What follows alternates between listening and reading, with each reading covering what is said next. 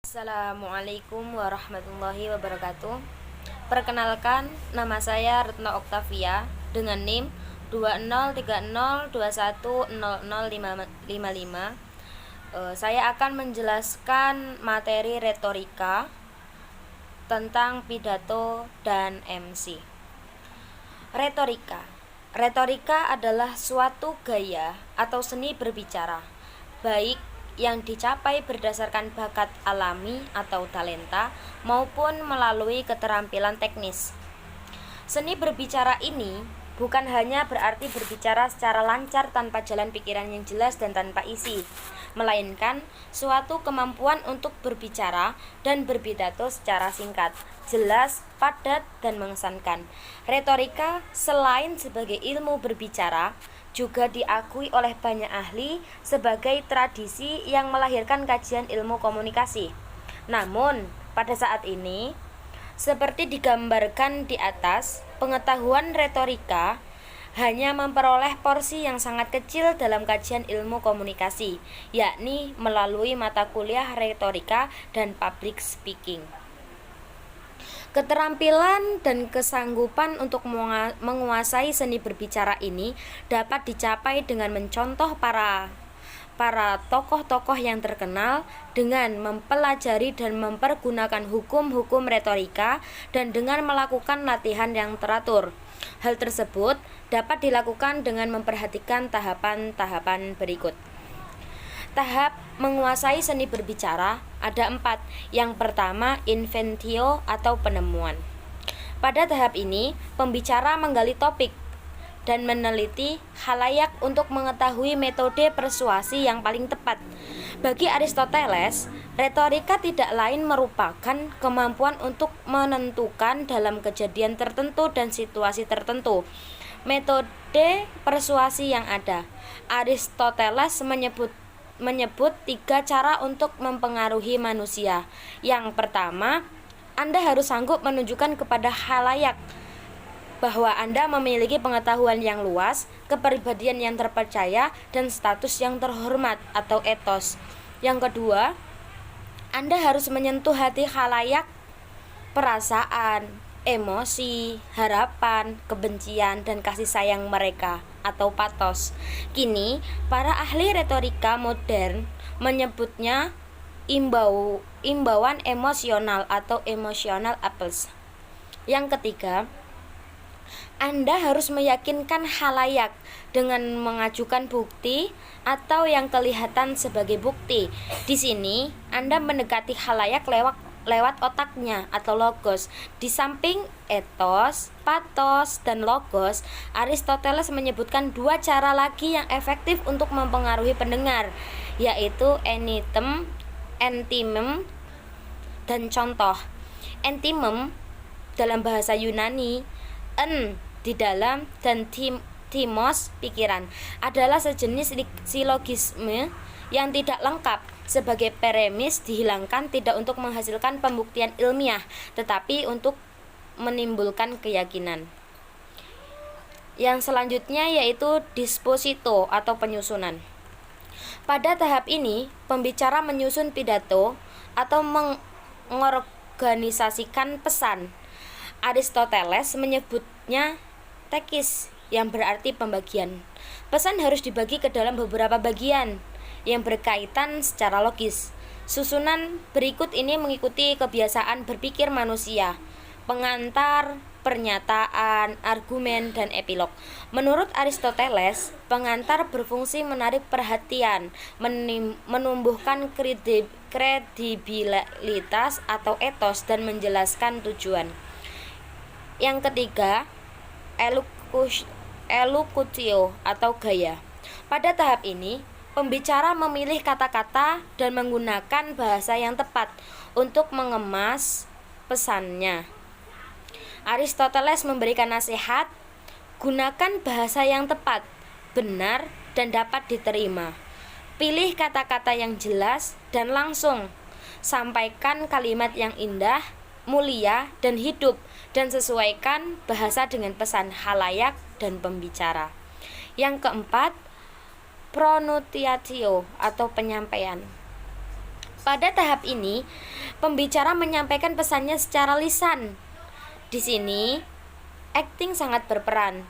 Demosthenes menyebutnya hipokrisis, atau boleh jadi dari sini muncul kata hipokrit. Pembicara harus memperhatikan olah suara atau vokis dan gerakan-gerakan anggota badan atau gestus moderatio cum venustate. Berdasarkan isi pesan dan tujuannya, pidato dapat dibedakan dalam 3 bentuk, yaitu yang pertama pidato informatif, yang kedua pidato persuasif, dan yang ketiga pidato rekreatif. Pidato informatif. Pidato informatif ditujukan untuk menambah pengetahuan pendengar. Komunikasi diharapkan mendapatkan penjelasan, menaruh minat, dan memiliki pengertian tentang persoalan yang dibicarakan. Jenis-jenis pidato informatif. Yang pertama, kuliah, yakni cara menyajikan biasanya dengan membaca teks yang sudah dipersiapkan. Yang kedua, ceramah. Ceramah harus menampilkan disposisi yang jelas, bahasa yang padat dan berisi.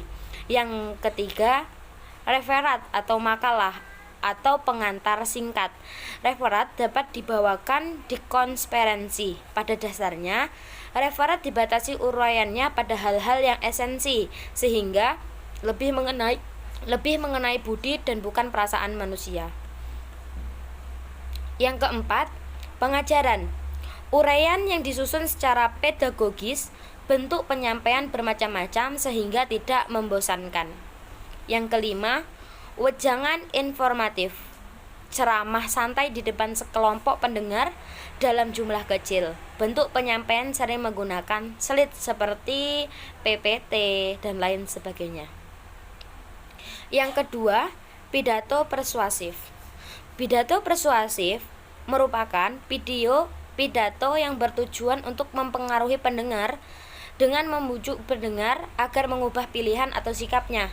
Pidato ini ditujukan agar orang mempercayai sesuatu, melakukan dengan rasa antusias, keyakinan, dan tindakan semangat adalah bentuk rekreasi yang diharapkan. Yang ketiga, pidato rekreatif. Pidato rekreatif merupakan pidato yang tujuan utamanya adalah menyenangkan atau menghibur orang lain. Rekreasi yang diinginkan adalah terhiburnya pendengar sehingga muncul suatu kegembiraan. Pidato rekreatif ini biasanya terdapat dalam jamuan-jamuan pesta dan perayaan-perayaan. Selain pidato, retorika juga mempelajari tentang MC atau Master of Ceremony. MC adalah seseorang yang bertugas memandu acara dan bertanggung jawab atas kelancaran dan kesuksesan sebuah acara. Tugas seorang MC terbagi menjadi beberapa hal. Di antaranya adalah menyusun acara, memeriksa persiapan, membawakan acara, mengendalikan waktu, dan memuaskan hadirin. Dari beberapa tugas tersebut dapat dibagi lagi menjadi 2, yaitu tugas seorang MC pada saat pra-acara dan tugas seorang MC pada saat acara.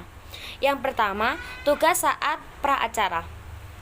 Dari beberapa tugas tersebut, terdapat tugas yang dilakukan oleh seorang MC. Sebelumnya, dirinya tampil untuk audiens. Tugas tersebut diantaranya yaitu menyusun acara dan memeriksa persiapan. Menyusun acara merupakan tugas wajib yang dilakukan oleh seorang MC, baik mereka yang sudah terlatih atau terbiasa melakukan tugas tersebut.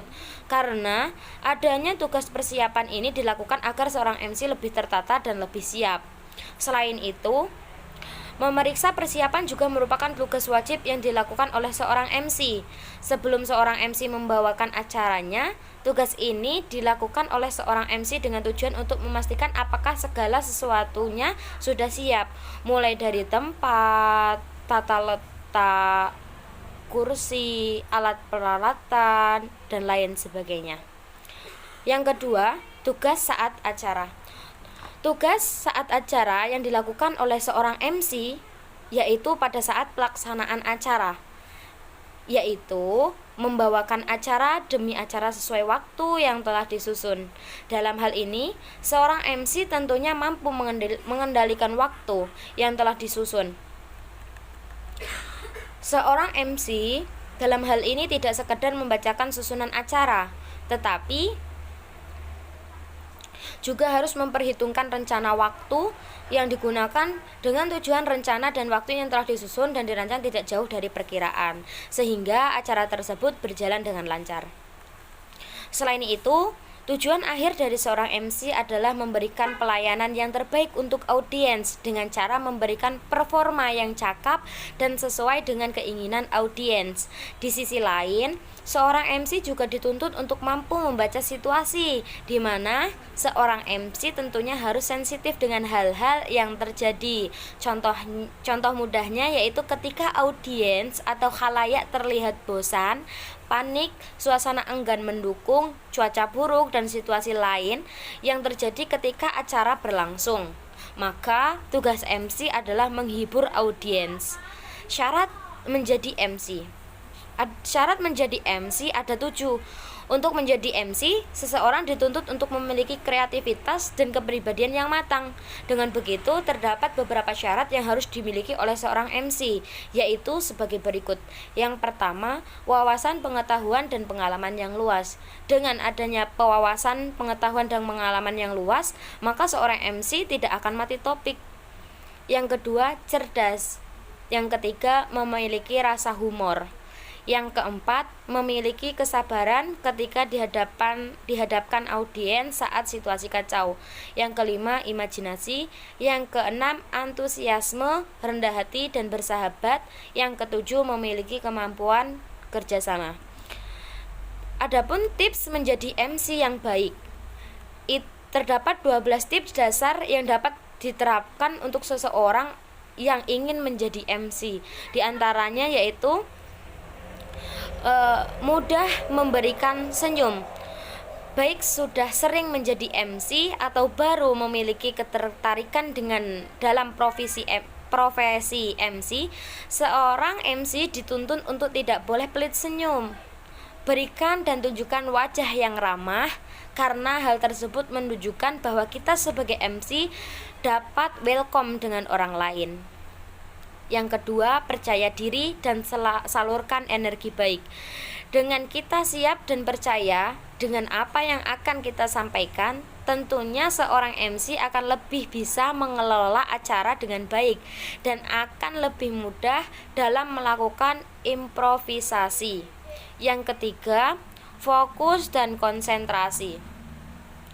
Baik seseorang yang sudah sering mendapatkan pengalaman menjadi MC atau baru memiliki pengalaman menjadi MC, fokus dan konsentrasi menjadi kunci utama bagi seseorang yang hendak tampil di depan umum, agar pikirannya tidak kacau dan memperlancar acara pada saat itu. Yang keempat, cakap dan memahami urutan acara. Pada sebuah acara, seorang MC akan dianggap telah menguasai setengah acara jika MC cakap dan mampu menguasai urutan acara. Dengan begitu, seorang MC akan dapat memperkirakan apa yang dikatakan dan dilakukan untuk selanjutnya. Yang kelima, giat membaca. Memiliki konsistensi dalam membaca juga akan memberikan pengaruh positif bagi seorang MC. Dengan memiliki bekal yang banyak melalui bacaan, seorang MC tentunya dapat memiliki wawasan yang luas. Seorang MC dapat dengan mudah meleburkan pembicaraan dengan lawan bicara, tamu, dan audiens.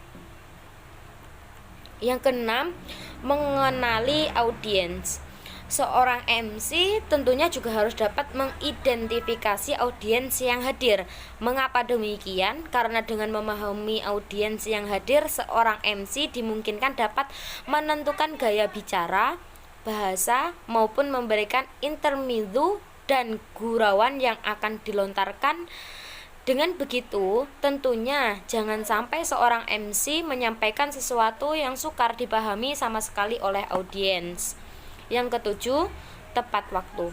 Pada umumnya, seorang MC yang hendak mengisi di suatu acara dituntut untuk datang dengan tepat waktu. Tak hanya itu, tugas seorang MC untuk dirinya sendiri yaitu pandai dalam mengatur waktu. Karena memang tugas sebagai seorang MC berkaitan dengan pengaturan waktu yang mana akan berpengaruh pada acara yang sedang dibawakannya, supaya acara yang dibawakannya dapat berjalan dengan baik. Yang kedelapan, merangkum isi pembicaraan.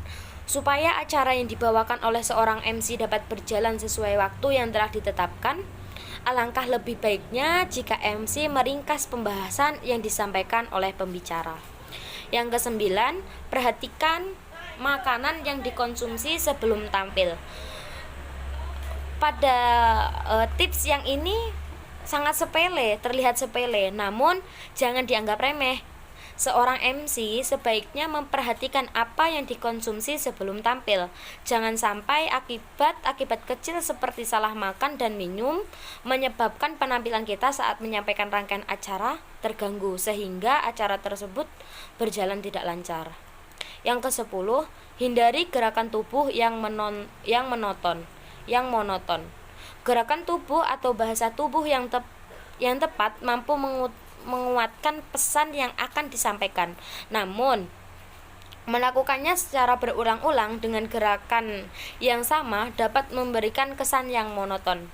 Gerakan tubuh yang monoton tentu akan menjadi pesan yang disampaikan kabur dan mengganggu fokus audiens. Yang ke-11, mengendalikan diri. Mengendalikan diri dalam hal ini adalah mengendalikan kemampuan MC untuk mengontrol diri, seperti mengontrol bicara, mengontrol emosi, ataupun mengontrol gerakan-gerakan. Dalam hal ini, misalnya jika membuat lelucon, jangan sampai seorang MC ikut tertawa terbahak-bahak sehingga mengganggu audiens. Dan yang terakhir yaitu rileks. Melakukan relaksasi dapat dilakukan oleh siapapun, terutama bagi orang yang akan tampil di khalayak banyak orang. Dengan begitu, relaksasi tentunya juga dibutuhkan oleh seorang MC agar tidak grogi dalam menyampaikan suatu acara. Baiklah, cukup sekian pembahasan saya tentang retorika. Kurang dan lebihnya saya mohon maaf yang sebesar-besarnya. Akhirul kalam, wabillahi taufik wal hidayah. Wassalamualaikum warahmatullahi wabarakatuh.